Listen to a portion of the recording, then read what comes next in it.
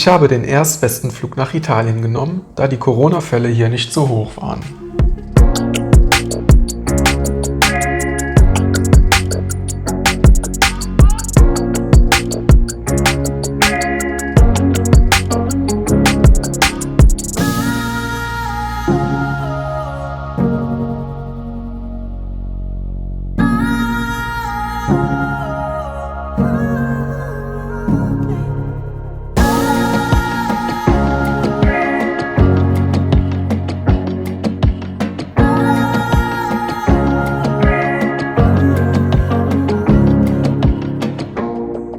Ohne Massentourismus war es sehr angenehm, Venedig zu erkunden.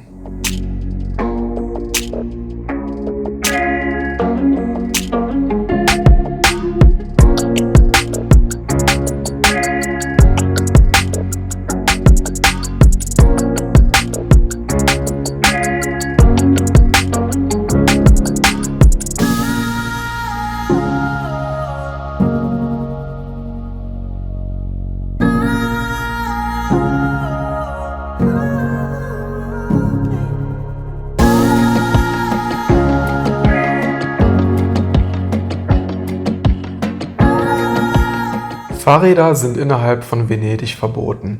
Man kann die Fahrräder aber sicher am Stadteingang in Boxen abschließen. Das kostet aber leider 10 Euro.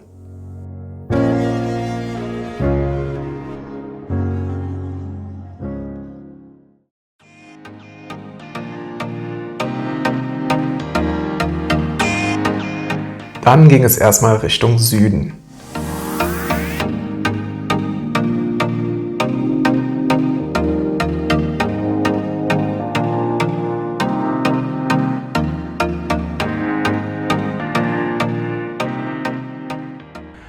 Ich habe hier eigentlich einen richtig coolen Platz zum Zelten gefunden, ziemlich weit weg von der Hauptstraße.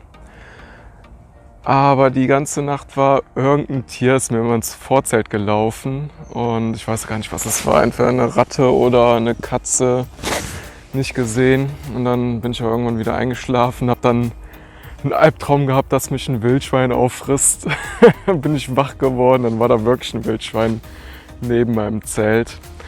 Also ich schlafe oft ganz schön durch und ganz gut im Zelt, aber nicht immer.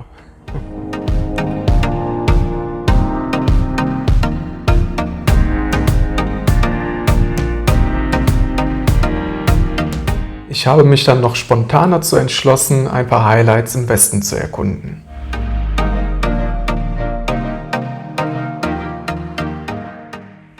Heute habe ich mir nur mein Fahrrad und einen Rucksack geschnappt und habe mir, wie spricht man das aus, Sancerre, also die 5 schönen Fischerdörfer hier in Italien, im Nordwesten, habe ich mir angeschaut.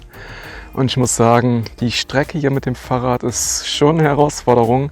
Aber das ist wieder so ganz typisch, dass auch wieder hier jeder Höhenmeter, der wird belohnt. Das ist so eine schöne Strecke hier. Und auch zwischendurch kann man immer wieder mal runter zur Küste schauen und auch von oben mal die Dörfer betrachten. Und hier zwischendurch sammle ich auch ein paar Maronen. Da freue ich mich dann später auch noch drauf.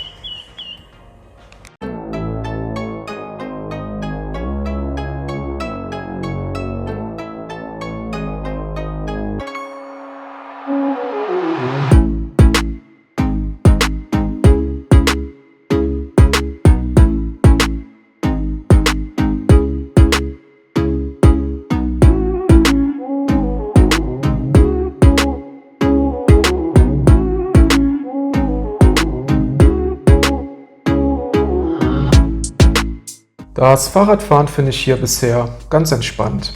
Ich sehe aber viele Rennradfahrer, die anscheinend keine Verkehrsregeln kennen. Da habe ich auch leider schon Unfälle gesehen.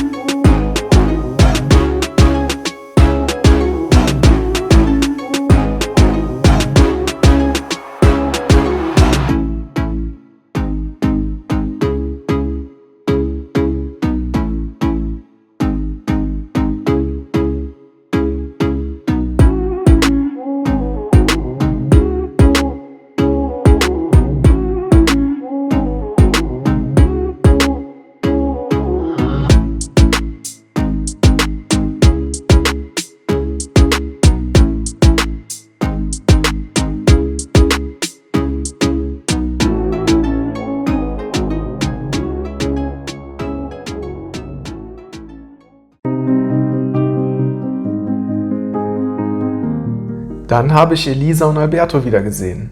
Wir haben uns im Iran in der Oase Gameh kennengelernt. Die beiden laden mich zu einem Weintasting in Chianti ein. Das war ein richtig cooler Tag.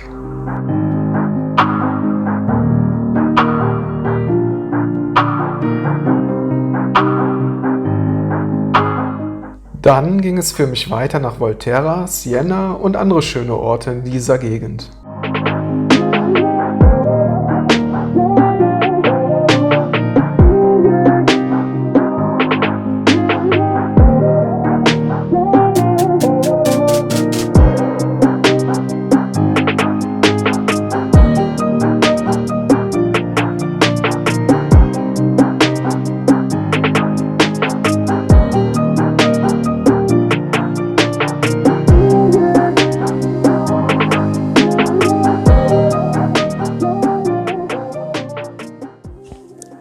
Ich bin jetzt hier schon seit 3 Tagen an einem wunderschönen Campingplatz in der Toskana, mitten in den Bergen. Hier ist es so schön ruhig und ja, viel habe ich auch nicht gemacht. Ich habe ein bisschen die US-Wahlen verfolgt und habe viel gegessen und ja, habe meine Route ein bisschen geplant. Hier in der Toskana kann ich mich noch frei bewegen. Aber es gibt schon die ersten Provinzen, die schon in einem Lockdown sind oder in einem Teil-Lockdown. Aber noch habe ich Glück und noch geht es. Und ja, übermorgen, also morgen fahre ich weiter und übermorgen fahre ich auch durch die Gegend, wo der Film Der Gladiator gedreht wurde. Da freue ich mich schon drauf. Und jetzt zeige ich euch mal ganz kurz, wie das hier so aussieht. Hier sitze ich die meiste Zeit und hier habe ich auch schon ein kleines Lagerfeuer gemacht. Ja, und hier ist wirklich nicht viel los. Da hinten ist mein Zelt.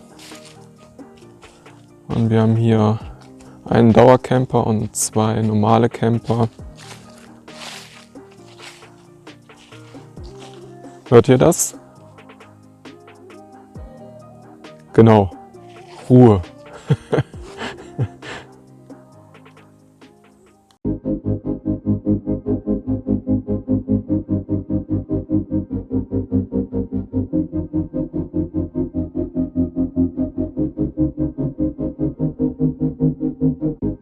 Jetzt erkunde ich die schöne Gegend rund um Valdorcia.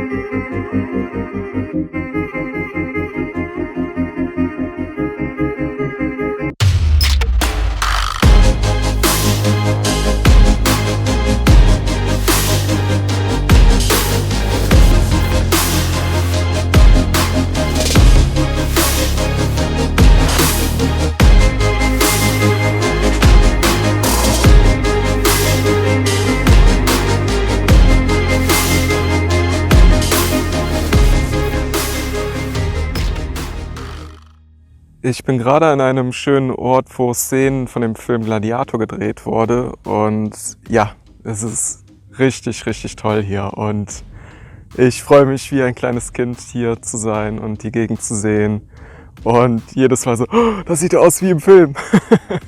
Total cool und ja, ich zeige euch jetzt gleich mal ein paar Bilder und Videos, wie das hier alles aussieht. Doch leider muss ich gleich wieder zurück zu einem Campingplatz und dann heißt es erstmal Lockdown. Mein zweiter auf dieser Reise.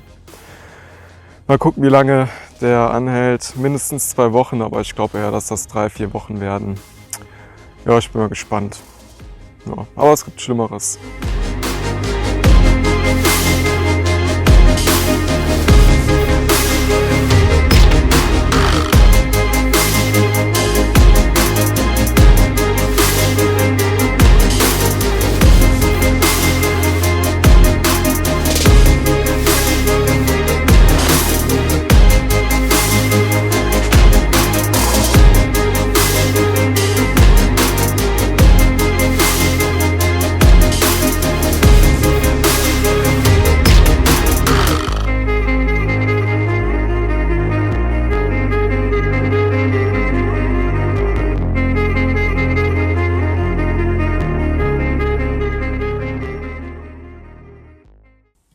Ich war einen Monat lang auf dem Campingplatz und die Ruhe, die war so angenehm schön in dem Wald.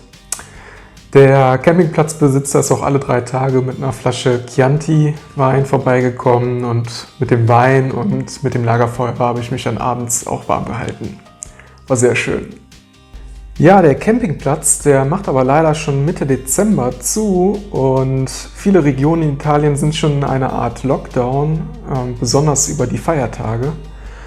Da meldet sich dann plötzlich Elisa und Alberto bei mir und bieten mir ihren Zweitwohnsitz in Mailand an. Und ich dürfte den Wohnsitz auch so lange nutzen, bis sich die Situation wieder bessert. Ja, und jetzt bin ich hier und ich bin wirklich so sprachlos. Ich bin einfach so dankbar. Ich habe dann natürlich auch Mailand erkundet und hatte hier auch ein paar sehr schöne Feiertage.